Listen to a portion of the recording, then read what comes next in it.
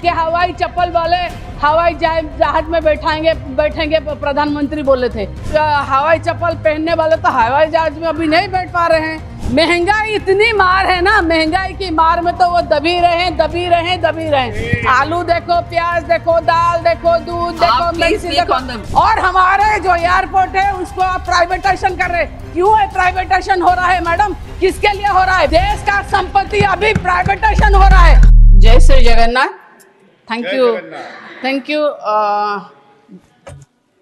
Vice chairman madam, मुझे भारतीय वायुयान विधायक जो 2024 बोलने के लिए मौका देने के लिए। नाम चाहे कुछ भी हो, नाम बदलने से काम थोड़ी बदल जाता है। बिल्कुल सही बोला, सही। काम तो नहीं बदलता, क्योंकि आज देश की एक बहुत बड़ी आबादी जो एयरक्राफ्ट यूज़ करती है, उसको आप वायुयान बोलिए या पुष्प विमान बोलिए या उड़ान जहाज बोलिए, जो कुछ भी बोलिए, फाइनली हम लोग उसको जहाज एयरक्राफ्ट भी बोलेंगे और कुछ नहीं। फिर भी देखिए, जो इतने बड़ी आबादी है जो यूज़ कर रही है आज एयरक्राफ्ट को जाने आने के लिए, मगर सबसे बड़ा आबादी जो है, जो लोग आम आदमी हैं, जिनको हर किसी की इच्छा होता है कि मैं भी कभी फ्लाई करूं, मैं भी कभी फ्लाइट में बैठूं, मैं भी कभी एयरक्राफ्ट में जाऊं।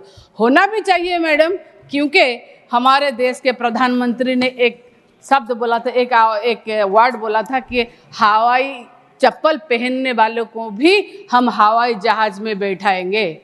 मगर हवाई जहाज, आप अभी क्या आंकड़ा है कितने हवाई चप्पल पहनने वाले हवाई जहाज में चढ़े? क्योंकि सुनिए, आप कितना भी चिल्लाइए, जो सच है, अभी ब्रिजलाल ने बोला कि हवाई चप्पल वाले हवाई जहाज में बैठेंगे प्रधानमंत्री बोले थे। उड़े देश का आम नागरिक, कहाँ गया ये उड़ान स्कीम?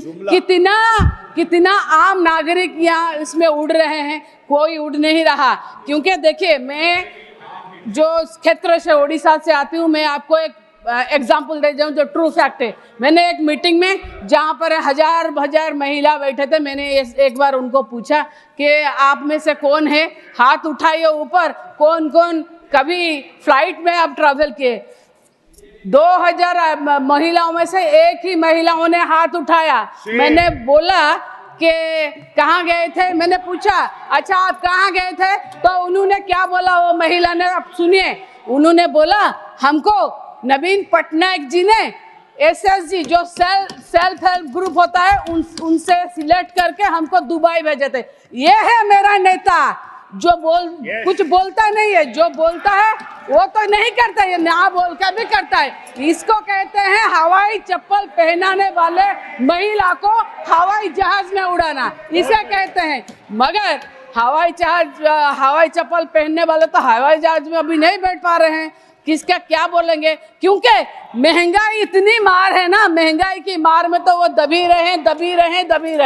आलू देखो, प्याज देखो, दाल देखो, दूध देखो, मिर्ची देखो। नहीं, ये है ना टिकट का बोल, इसीलिए मैं बोल रही हूँ, टिकट के बाद में आ रही हूँ। आप कितना भी बोलिए कि चेंज हो रहा है, मगर देखे जो हवाई टिकट का है ना, इसको इतना प्राइवेटाइजेशन कर दिया गया है।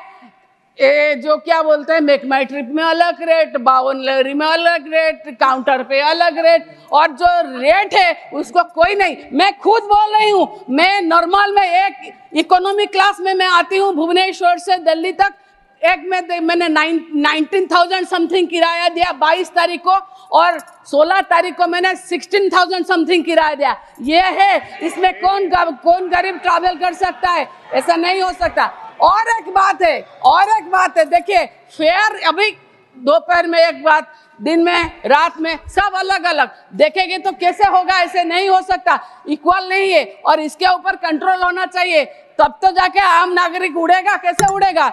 और इसके ऊपर ना कोई किसी एजेंसी के ऊपर कंट्रोल नहीं है। आप एक काम कीजिए मैडम, मैं तो देखी हूँ कि बहुत सारे ऐसे टेक्निकल इशू आते हैं। मैं सीधे बात करती हूँ, क्या जब हम लोग फ्लाइट के बोर्ड करते हैं, उससे हम अभी MP है तो कोई प्रॉब्लम नहीं है, CAA वाले हमको कोई प्रोटोकॉल में ले आते हैं, मगर थोड़ा लेट हो भी जाए तो भी चलता है, मगर जो आम आदमी आता है ना, अगर उसका थोड़ा लेट हो जाए तो उसको बोर्डिंग के लिए नहीं मिलता।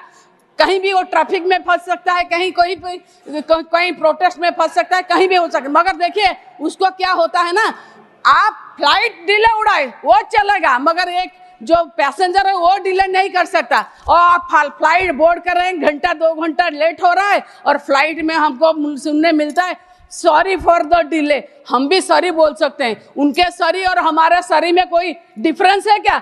वाड़ी है के? तो फिर उनके लिए कैसा है? ऐसा होना चाहिए कानून के सबके लिए बराबर, उनके लिए भी। जो फ्लाइट जल्दी नहीं उड़ाते उनके लिए क्या करना चाहिए। और सिक्योरिटी पॉइंट ऑफ व्यू को देखा जाए तो मैडम, हमारे उड़ीसा में क्या, कहाँ कहीं पर भी हमारे उड़ीसा में, ये मैं आपको बोल रही हूँ 26 अगस्त को वहाँ पर देखिए फ्लाइट हमारे एयरपोर्ट के बाहर, ये हमारे जो एक यहाँ के एमपी, एक्स एमपी और एक हमारे मीडिया टाइकून है तथागत सतपथी जी, उन्होंने ट्वीट किया 26 अगस्त 2024 को, क्या कि एयरपोर्ट के बाहर में एक जो व्हीकल जीपीएस ट्रैकर लगा होता है, जिसका बैंक में यूज होता है, जो व्हीकल पैसा लाना आने के लिए, उसके गाड़ी में 80+ किलो सोना, 200+ किलो सिल्वर जब्त हुआ। वो कहाँ से आ रहा था या कहाँ जा रहा था, तो उसका कोई नहीं मिला आज तक। और देखे ना 80 किलो सोना ना, वो कम के घट के 35 हो गया। हम लोग वेट गेन करते हैं, इंसान और कम होता है, मगर सोने का वेट कैसे कम हो गया